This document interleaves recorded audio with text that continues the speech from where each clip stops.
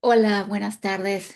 Mi nombre es Lucero y hoy quiero hablarles de un tema que a mí me parece muy importante, que tiene que ver con el mindfulness, y que es un tema que lo introduzco por primera vez, pienso, lo conozco solamente de Eckhart Tolle, y se trata del tema del cuerpo del dolor y de una herramienta muy importante que nos ayuda a manejar de una mejor manera, a gestionar mejor manera a ese cuerpo del dolor, que es la herramienta de la atención plena. A muchos nos sucede que en nuestra vida cotidiana nos exponemos repetidamente a situaciones en las que nos sentimos abrumados, en estrés, con miedo, con ansiedad. A veces sufrimos un ataque de pánico que viene de la nada, no sabemos de dónde viene, pero lo sentimos, ¿no? Es que nos sentimos atrapados en viejos patrones y hábitos y es difícil liberarse de las emociones negativas. Y cuando estas reacciones emocionales ocurren, son muy intensas.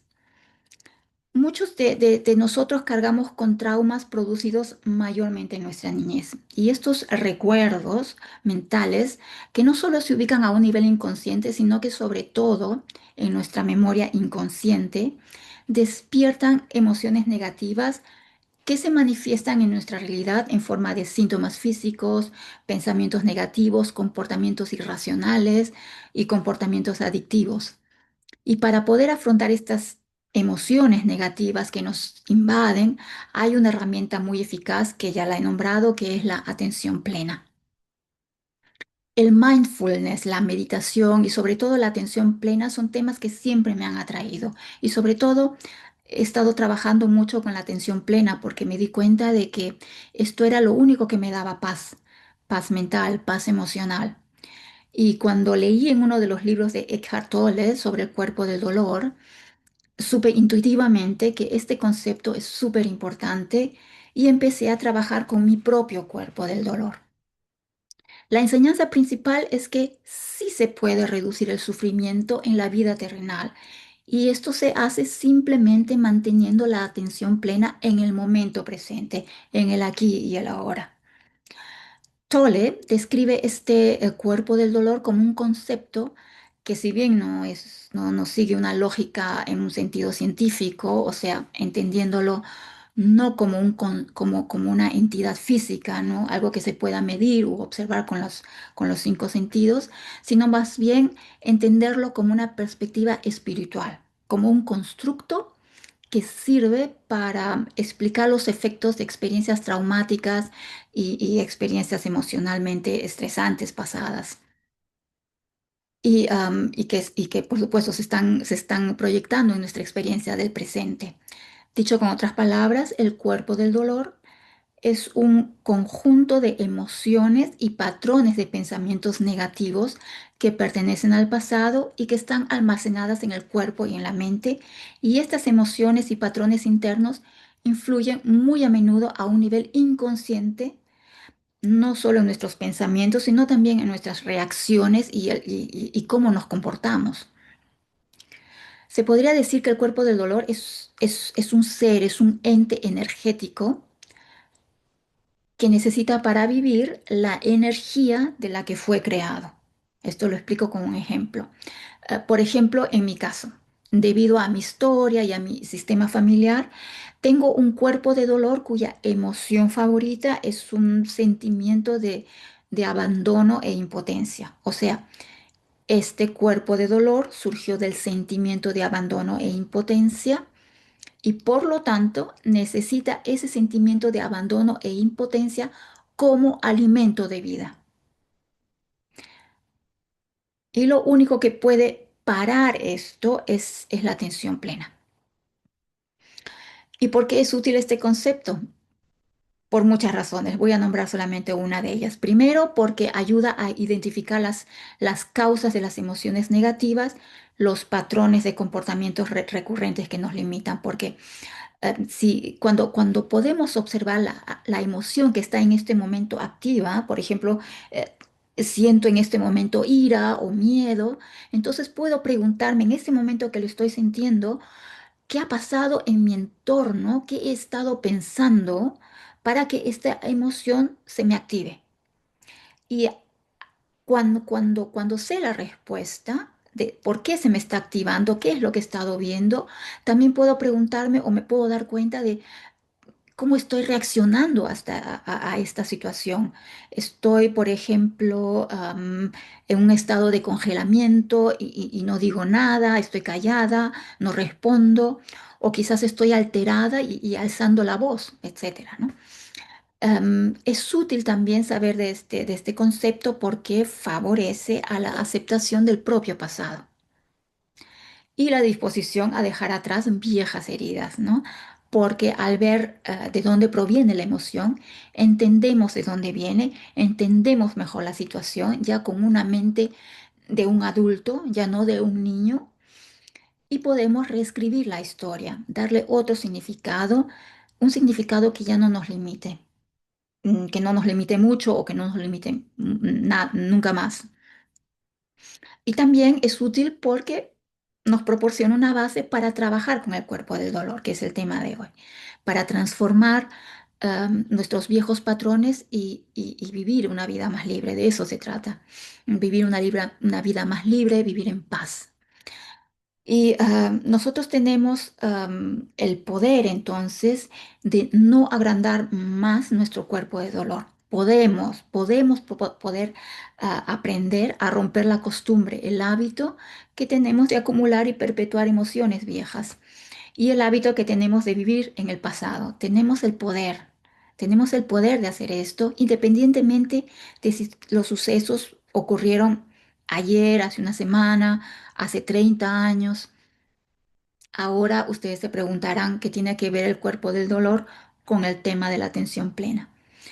Según mi experiencia, tiene algo muy central, y es que mientras que el cuerpo del dolor esté activo en nosotros, hará todo lo posible para alejarnos de la atención plena. Y la única arma que tenemos contra el cuerpo del dolor es precisamente la atención plena, lo que significa que solo la atención plena puede desvincularnos del cuerpo del dolor. ¿Y cómo lo puede hacer? Concretamente hablando, matándolo de hambre. Después voy a explicar esto con más detalle para que se pueda entender mejor. A este cuerpo de dolor no se lo puede apartar así de fácil, como si fuese un sentimiento extraño a nosotros, algo que fue heredado, por ejemplo, por la madre, por la abuela, etcétera.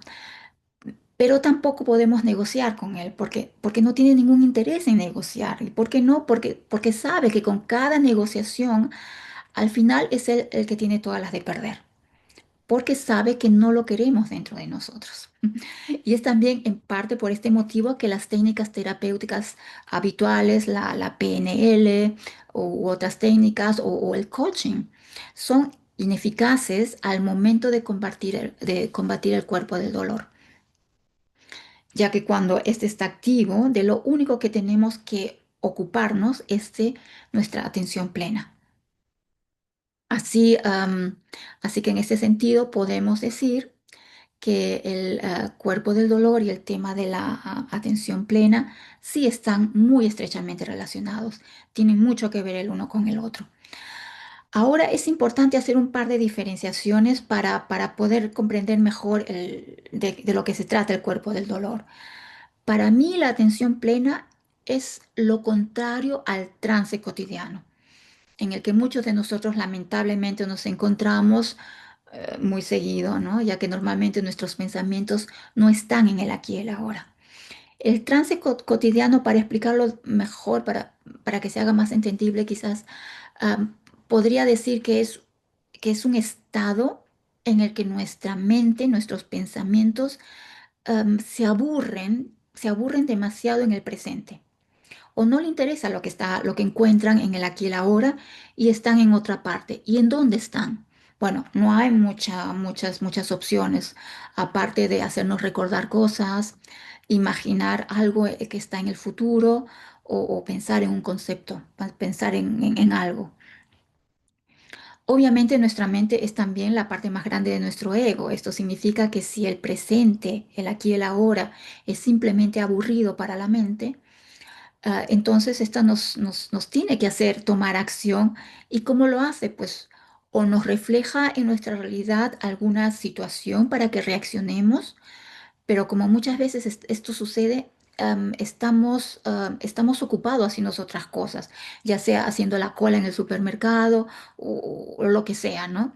Y no podemos accionar de una manera física. Entonces hacemos la acción, pero de manera mental. Y hay algo que tenemos mucho, que es muy habitual en nosotros, los humanos, y es que cuando intentamos desconectar de esa acción mental, tenemos la impresión de que nos cuesta mucho trabajo y de que hay algo dentro de nosotros que lucha con uñas y dientes en contra de nuestra atención, am, para que nuestra atención esté en el presente. En este sentido, la atención plena contrasta con el trance cotidiano, ¿no? No son lo mismo. La atención plena significa percibir el aquí y el ahora sin juzgar. Para algunos esto es fácil y para otros relativamente difícil. Una de las ventajas es que a más atención plena, menos estrés, ya que estamos conectados en el aquí y ahora. Y ya sabemos que cada pensamiento produce una reacción en el cuerpo. Cuando nos encontramos en el trance cotidiano o en el mundo de los pensamientos, como la mayoría de los pensamientos que tenemos cuando estamos en el trance cotidiano tienen que ver con preocupaciones, problemas o recuerdos estresantes, esos generan una reacción semántica en el cuerpo, que es una forma de estrés. Así que cuanto más atención plena tengamos, menos estrés en nuestra vida vamos a tener. Y esa es también una de las razones por las que la atención plena, el mindfulness, ha ganado una enorme popularidad en Europa y en América. En un comienzo la gente comenzó a hacer estos ejercicios principalmente por razones religiosas. Luego, digamos que los médicos se dieron cuenta en algún momento, basándose en diversos estudios, de que si consigo animar a mis pacientes a ser conscientes y conectarse con el aquí y el ahora, va a cambiar sus vidas. Su estrés se reduce automáticamente, su presión sanguínea baja, su pulso se regulariza, etcétera, etcétera. Entonces, am, la atención plena am, es también diferente a poner atención, ¿no? Son cosas quizás similares de cómo que son de palabras, las palabras son similares, atención plena, atención simple. Yo utilizo el concepto de atención plena en el siguiente sentido. La atención plena es una forma intensiva de poner atención, de tal forma que somos más conscientes de lo que hacemos. Es decir, mientras estamos poniendo atención, a la misma vez somos conscientes de que estamos poniendo atención. Y esto de la atención no siempre ocurre. Por ejemplo, cuando estamos haciendo algo complicado con las manos, martillando o cortando alguna pieza de madera con la sierra de mesa, por ejemplo, aquí por supuesto que tenemos que estar muy atentos para que lo hagamos bien y no nos hagamos daño con la herramienta. Y esto es una forma de atención muy enfocada, que por cierto también es muy agradable, pero en ese estado nuestro foco, nuestra atención está más que nada en la actividad en sí, el trabajo de martilleo en este ejemplo, ¿no? Pongo otro ejemplo. Los pilotos que manejan autos en la Fórmula 1, Lewis Hamilton. Por muy agotador que sea conducir un auto desde el cuerpo, también es relajante y emocionante en cierto modo porque estamos viviendo completamente en el aquí y el ahora durante el tiempo en que el piloto esté manejando, ¿no? Pero al igual que el ejemplo anterior, la atención está en la actividad. En este caso, manejar rápido. Am, Se solía creer que uno solo puede entrar en este estado de atención plena cuando se está manejando a 300 kilómetros por hora. Pero, pero no es así. La buena noticia es que se puede entrar en este estado en cualquier momento, pero no tan fácilmente como en la Fórmula 1. ¿Por qué? Porque cuando estás manejando el coche en la Fórmula 1, esto te obliga a estar en el aquí y el ahora. Y todo tu cuerpo te sigue la corriente porque piensa, Si no te sigo la corriente, se acabó. En otras palabras, la mente sabe que tiene que mantener la boca cerrada, porque si interviene aquí, puede ser que sea la última intervención que haga. Otro ejemplo, las personas que practican alpinismo, ¿no? Subiendo por las rocas sin estar atados, ¿no? Sin estar asegurados con sogas. Lo mismo. Si su atención no está plenamente en la actividad, un giro equivocado y se acabó. ¿Mm? Entonces, hay actividades en las que es increíblemente fácil estar en este aquí y ahora. Y entonces fluimos practicando estas actividades, pero a la vez hay otras actividades que por sí solas no nos obligan a estar en el aquí y el ahora, como fregar los platos, pasar la aspiradora, planchar, trabajar en el jardín o lo que sea. Al hacer estas actividades, claro, sí podemos poner nuestra atención, pero no necesariamente.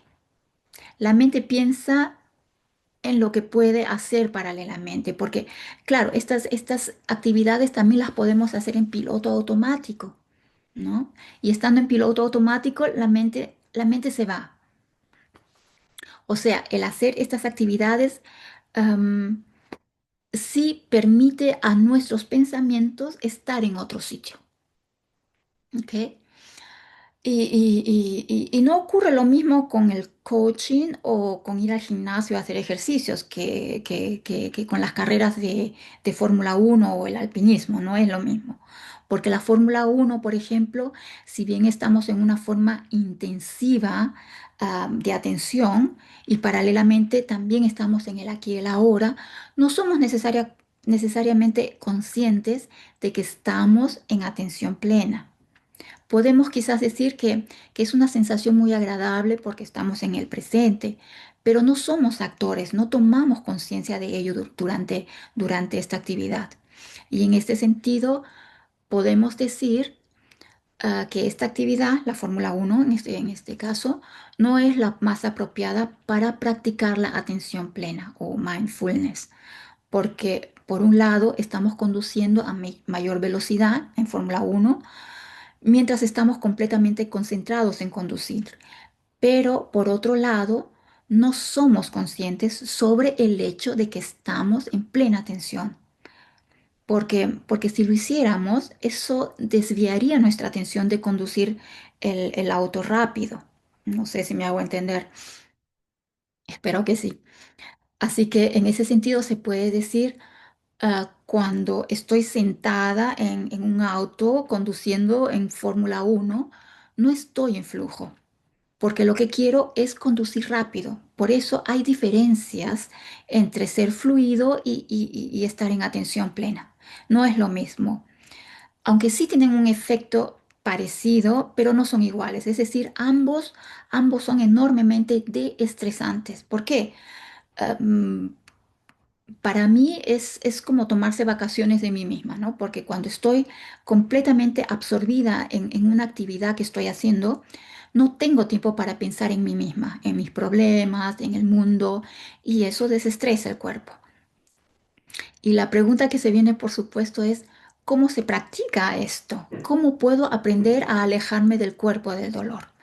Aquí el recurso crucial es la atención plena cuando algo sucede, ¿no? Practicar la atención plena es entonces lo que nos permite estar alertas internamente.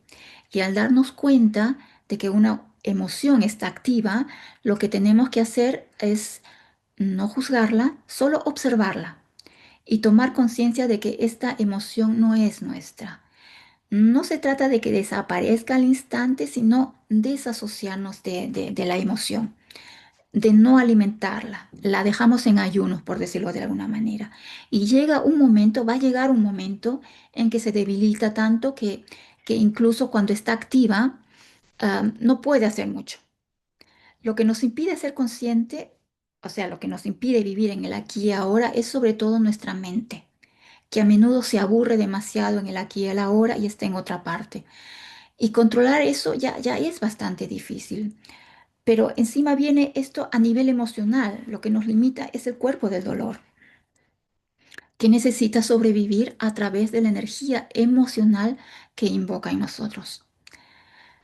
Y la función de la atención plena es que irradia una forma de alarma interna inmediata y nos avisa a reconocer, a darnos cuenta que el cuerpo del dolor está activándose en nosotros.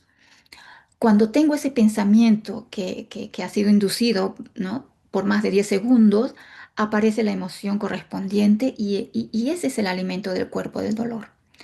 Cuanto más alta sea mi atención plena para darme cuenta del primer pensamiento tóxico, menor será el riesgo de que me identifique con la emoción que deriva de ese pensamiento. Solo porque está en mi cuerpo no significa que es mi emoción. Y la atención plena es como un músculo que hay que entrenarlo. Y no subestimemos tampoco al cuerpo del dolor, porque este ha tenido toda una vida, toda nuestra vida para explorar dentro de cada uno de nosotros y sabe perfectamente cómo funciona nuestra mente, sabe perfectamente cómo funcionamos, la conoce, nos conoce como si nos hubiese creado él. ¿Y cómo hace el cuerpo del dolor para que yo sienta esa emoción? Bueno, no tiene muchas opciones, ¿no? O puede hacerme recordar algo en la que me haga enfadar, o puede poner una imagen en mi cabeza que me haga enojar, o puede hacer ocurrir algo afuera que haga que me enfade. Esas tres opciones, ¿no? Más, quizás hay más, pero creo que esas son las principales. ¿Y cómo nos podemos dar cuenta de que el cuerpo del dolor está activo? ¿Cómo me doy cuenta? Bueno, por una parte, si es que sabemos cuál es su emoción favorita, ira, enojo, sentirse desvalorado, etcétera. Si lo sabemos, entonces ya sabemos que cuando sentimos esa emoción, nuestro cuerpo del dolor está activo. Si aún no sabemos cuál es su emoción favorita, entonces lo crucial es que te des cuenta en el momento exacto que tu cuerpo de dolor tiene hambre. Solemos darnos cuenta cuando tenemos un pensamiento determinado y a más tardar nos damos cuenta cuando ya aparece la emoción. Y luego la técnica principal es no intentar detener o ignorar esta emoción, sino observarla. Y ya solo con observarla estamos separándolas de nuestro cuerpo, o sea, nos estamos desidentificando de esta emoción. Y cada vez que practiquemos la atención plena, el cuerpo del dolor se irá apagando. Y cuanto más notamos que nuestra atención plena gana control sobre el cuerpo del dolor, más motivados vamos a estar a querer practicar más y a mantener la atención plena. Muchas veces los vamos a pillar, pero a veces vamos a estar atrapados en la emoción, quizás durante media hora antes de que nos demos cuenta, ¿no? Y es que el pensar que siempre podemos pillar al cuerpo del dolor, pillarlo en el acto, me refiero, es ilusorio. No lo vamos a poder hacer. Pero tampoco es necesario, porque cuanto más a menudo lo pilles en el acto, menos vendrá. ¿Por qué? Porque sabe lo atento que estás. Es decir, las posibilidades de cogerte desapercibido son cada vez menores. Además, cada vez estará más débil. ¿Por qué?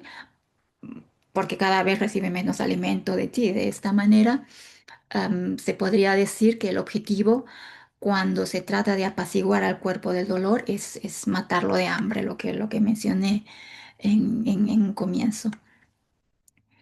Y el tiempo que dura para apaciguar al cuerpo del dolor varía. A mucha gente les ha ido bien practicando la atención plena, pero también puede llevar semanas, meses, pero aún así tengo la impresión de que no podemos eliminarla del todo al cuerpo del dolor.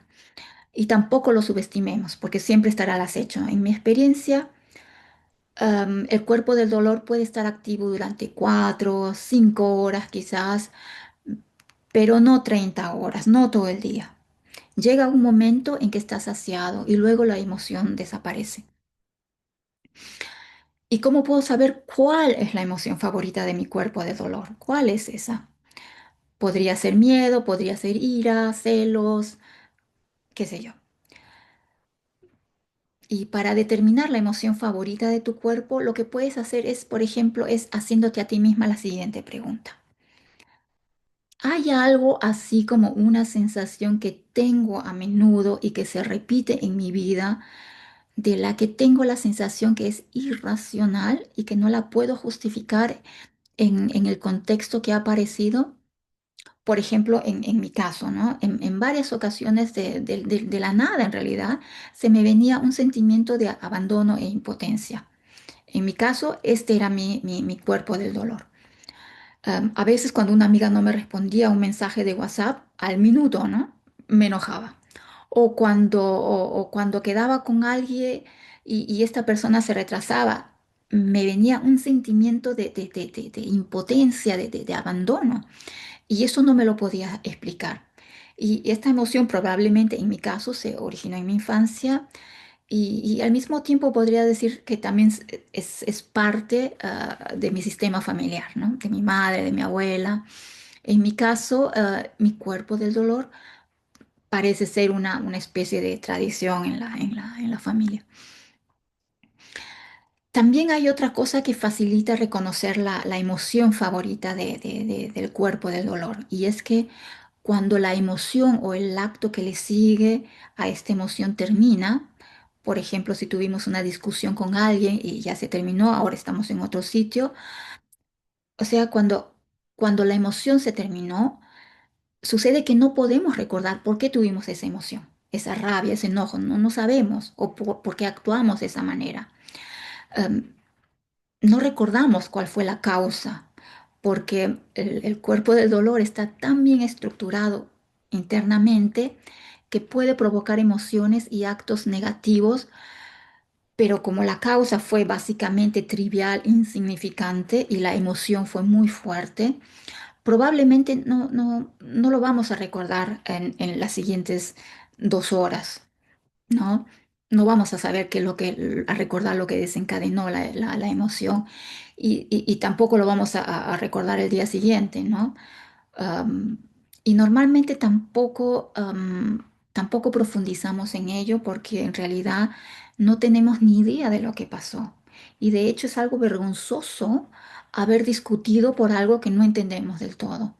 Y entonces no queremos de alguna manera profundizar más en ello. Entonces, cuando te sucede algo así, que no sabes la causa de una emoción fuerte, entonces es esa emoción fuerte la emoción favorita de tu cuerpo del dolor. Bueno, aquí llegué al final de lo que quería hablar. Y si te has quedado hasta el final, muchas gracias por tu atención. Espero haber expandido un poco más tus conocimientos y aclarado dudas en este tema. Y si tienes un tema que te interese, escríbelo en los comentarios y así me ayudas y me das una inspiración para los próximos temas a tratar. Y si no, espero poder sorprenderte la próxima vez con un tema que si bien no lo esperabas, igual lo estás necesitando en ese momento. Porque recuerda que la casualidad no existe. Y si este video te ha llegado a ti, es porque tenía que llegar a la persona precisa y en el momento preciso. Que tengas un hermoso día. Mi nombre es Lucero y soy una humilde servidora. Muchas gracias.